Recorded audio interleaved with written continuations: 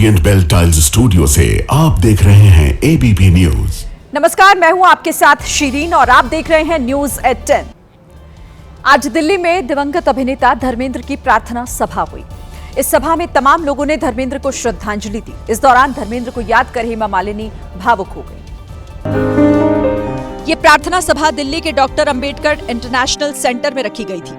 हेमा मालिनी यहां ईशा देओल के साथ नजर आई और जब मंच पर मौजूद लोगों को संबोधित करने के लिए पहुंची तो कई बार उनकी आंख भर आई। किसी तरह हेमा मालिनी ने आंसुओं को संभाला। धर्म जी बहुत ही विशाल उनका एक व्यक्तित्व है जिसकी कोई सीमा नहीं। वो बहुत ही सरल, सहज, हंसमुख और मिलनसार थे।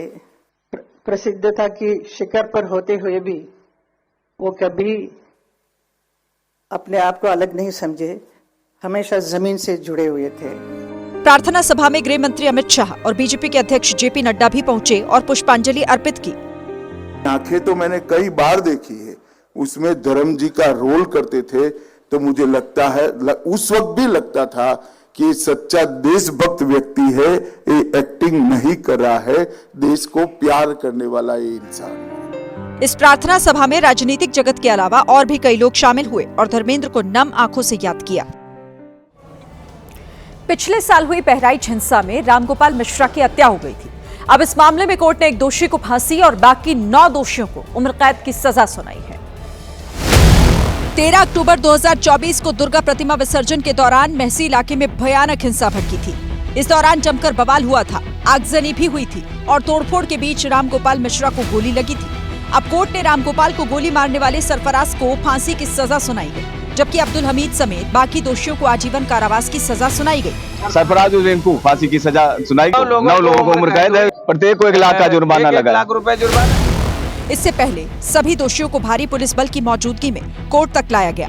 अब परिवार भी इस फैसले पर खुशी जता रहा है। 13 महीने से हम एक दिन एक पल गिर रहे हैं, यहाँ की जुबान लगा रहे थे। योगी बाबा ने हमारी बहुत मदद की। जिन 10 दोषियों को सजा सुनाई गई उसमें अब्दुल हमीद के साथ साथ उसके 3 बेटे भी शामिल हैं। इस केस में कुल 13 आरोपी थे, जिनमें से 3 को दोष मुक्त भी किया गया।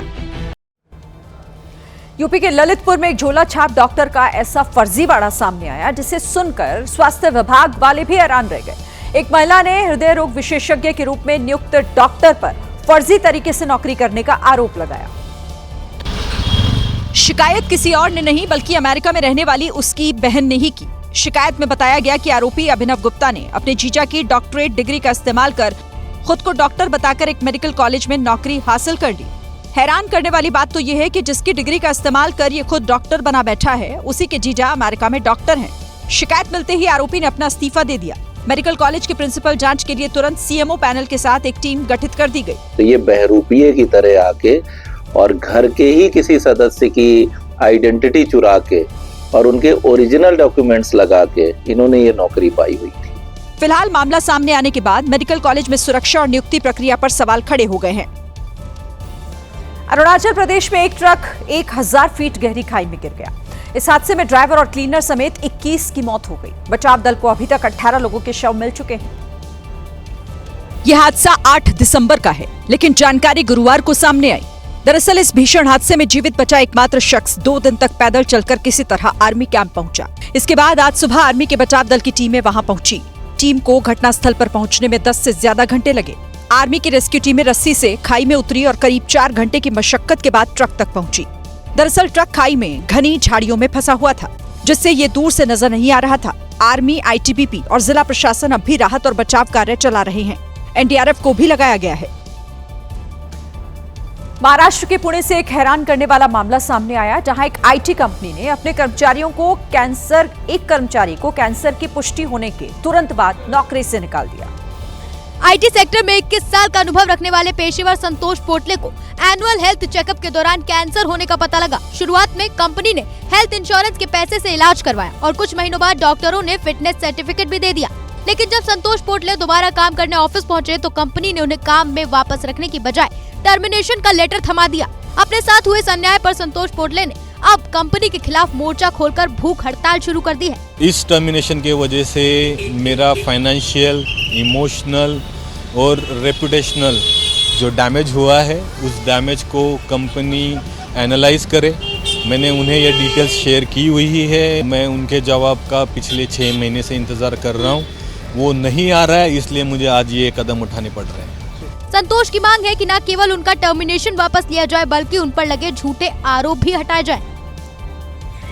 लोकसभा में आज भी चुनाव सुधार पर चर्चा हुई, लेकिन सदन की कार्यवाही शुरू होने के कुछ ही देर बाद ई सिगरेट पर हंगामा शुरू हो गया। बीजेपी सांसद अनुराग ठाकुर ने गंभीर आरोप लगाए।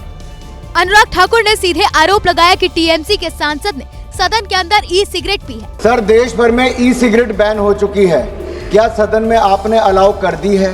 टीएमसी के सांसद पी रहे हैं सर टीएमसी के सांसद सर कई दिनों से लगातार बैठ के पी रहे हैं सर। इस पर स्पीकर ने कहा कि अगर कोई शिकायत उनके पास आती है तो कार्रवाई की जाएगी। कभी भी ऐसा कोई विषय मेरे पास आएगा तो निश्चित रूप से इस पर मैं निश्चित रूप से कार्रवाई करेंगे। इस मुद्दे को लेकर सदन में कुछ देर तक हंगामा भी हुआ। सर, सदन में सर ई सिगरेट पी जाएगी सर, देश माननीय सदस्य सर अभी के देश में 2019 में ही ई सिगरेट को बैन कर दिया गया था, क्योंकि ये तेजी से स्कूली बच्चों और युवाओं को अपनी जद में ले रहा था। संसद के अंदर ई सिगरेट पर हंगामा हुआ और संसद के बाहर टीएमसी के एक सांसद सिगरेट पीते हुए कैमरे में रिकॉर्ड हो गए, जिसका गिरिराज सिंह ने विरोध भी किया। टीएमसी सांसद सौगत रॉय मकर द्वार पर सिगरेट का कश ले रहे थे, तभी गिरिराज सिंह ने उन्हें टोक दिया। ये ओरिजिनल आदमी हैं, सिगरेट ओरिजिनल पीते हैं। बाहर ये मना है, बाहर में भी सिगरेट बंद है। सौगतदा है ना बंद।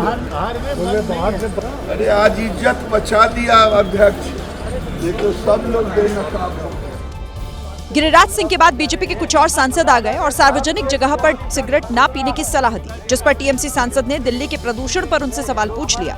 सार्वजनिक स्थल पर सिगरेट पीना मना। आप सार्वजनिक स्वास्थ्य को खतरा पहुंचा रहे हैं। हमारे जो एटमॉस्फेयर आप लोग बना के रखे हैं, दादा चोरी भी करते हैं तो खुलेआम करते हैं। हालांकि जब सौगत राय जाने लगे तो गिरिराज सिंह ने झुककर उन्हें प्रणाम किया, हाथ मिलाया। उत्तर प्रदेश के ग्रेटर नोएडा में प्रशासन को तब विरोध का सामना करना पड़ा जब लोगों के अड़ जाने पर अतिक्रमण हटाने आए बुलडोजर वापस ही लौट गए। विरोध कर रहे लोगों ने एक्शन को नियमों के खिलाफ बताया है।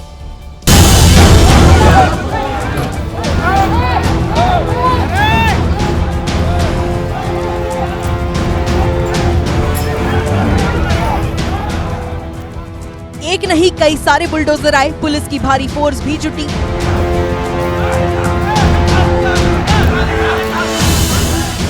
प्रशासन के आला अधिकारी भी आए, लेकिन जैसे ही बुलडोजर स्टार्ट हुआ लोग दीवार बनकर उसके सामने खड़े हो गए।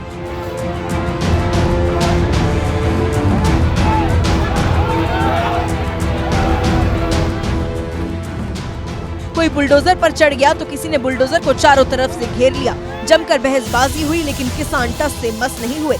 किसान नेताओं का आरोप है कि अच्छेजा गांव की जमीन पर अभी तक अधिग्रहण नहीं हुआ, इसके बावजूद प्राधिकरण इस जमीन पर कब्जे की चाल चल रहा है। किसानों और अधिकारियों की नोकझोंक के बाद आखिरकार बिना कार्रवाई के बुलडोजरों को गांव से बेरंग लौटना पड़ा।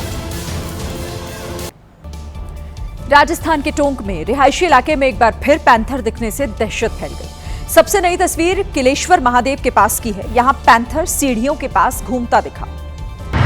रात के अंधेरे में किलेश्वर महादेव मंदिर के पास घूम रहा पैंथर तेजी से सीढ़ियों से नीचे उतरा, फिर आगे की ओर बढ़ता हुआ अंधेरे में गुम हो गया।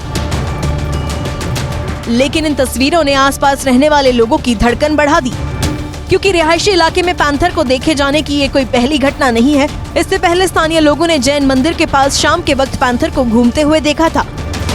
वहीं लगातार पैंथर की मूवमेंट से मंदिर में पूजा अर्चना के लिए आने वाले श्रद्धालु खासे डरे हुए हैं। वहीं किसान भी दहशत में है और खेतों में जाने से बच रहे हैं। फिलहाल वन विभाग पूरे इलाके में सर्च ऑपरेशन चला रहा है।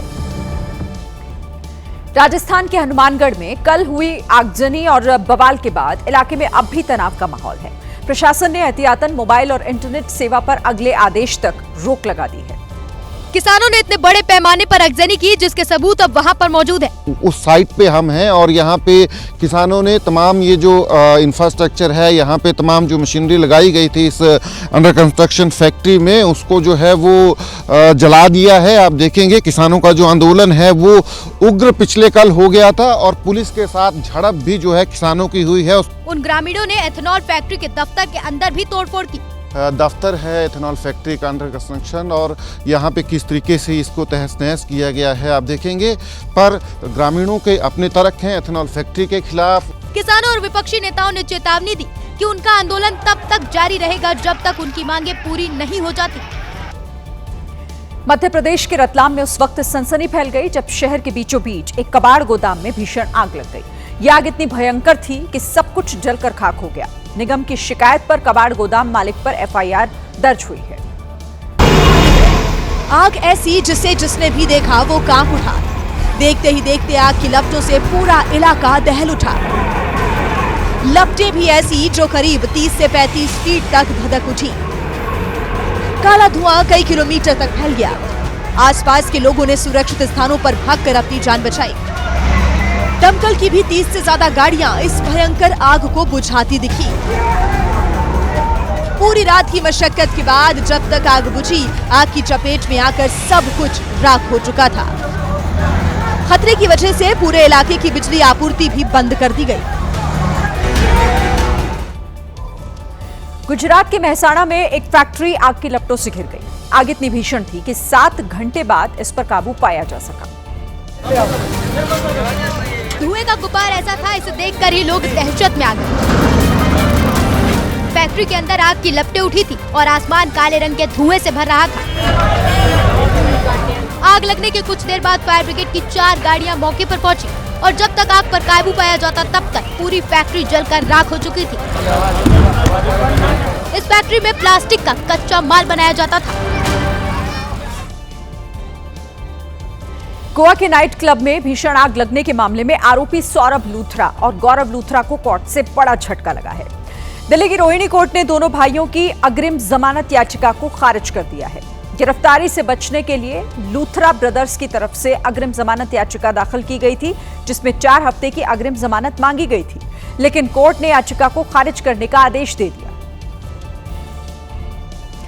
गोवा के नाइट क्लब में हुए भीषण अग्निकांड मामले में बड़ा एक्शन भी हुआ है। हादसे के बाद फरार हुए क्लब के मालिक सौरभ और गौरव लूथरा को पकड़ लिया गया। थाईलैंड पुलिस ने दोनों को उस समय पकड़ा जब वो एक होटल में रुके हुए थे, जिसकी तस्वीरें भी सामने आई, जिनमें लूथरा ब्रदर्स के हाथों में हथकड़ी लगी दिखाई दी और वो अपने पासपोर्ट पकड़े हुए थे। थाईलैंड पुलिस ने लूथरा ब्रदर्स के कमरे की तलाशी भी ली। कमरे की तलाशी के बाद पुलिस दोनों को लेकर फुकेट में डिटेंशन सेंटर पहुंची। गोवा के अरपोरा स्थित night club Birch by Romeo Lane में 6 दिसंबर को लगी आग में 25 लोगों की मौत हो गई थी। इस घटना के कुछ ही घंटों बाद सौरभ और गौरव लूथरा गिरफ्तारी के डर से थाईलैंड के फुकेट भाग गए थे। हालांकि भारत से भागने के बाद से ही लूथरा ब्रदर्स पर नकेल कसी जाने लगी थी और दोनों को गिरफ्तार कर भारत लाने का प्रयास किया जाने लगा था।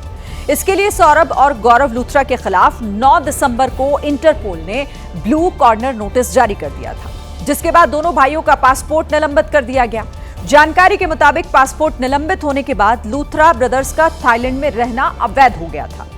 खबर है कि भारतीय अधिकारियों ने थाईलैंड के अपने समकक्षों से बात की, जिसके बाद वहां की पुलिस ने दोनों को पकड़ा।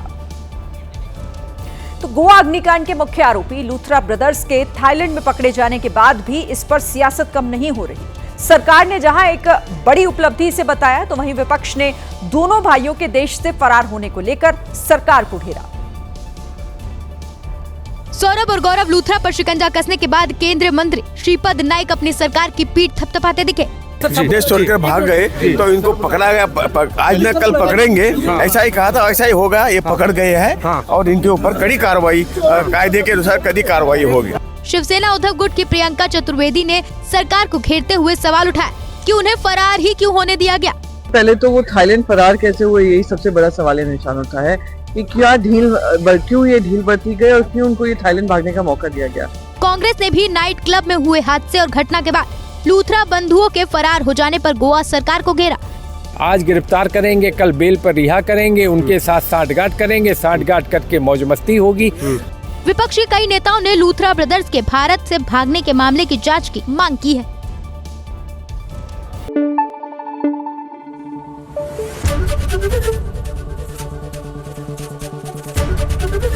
एबीपी न्यूज़ आपको रखे आगे।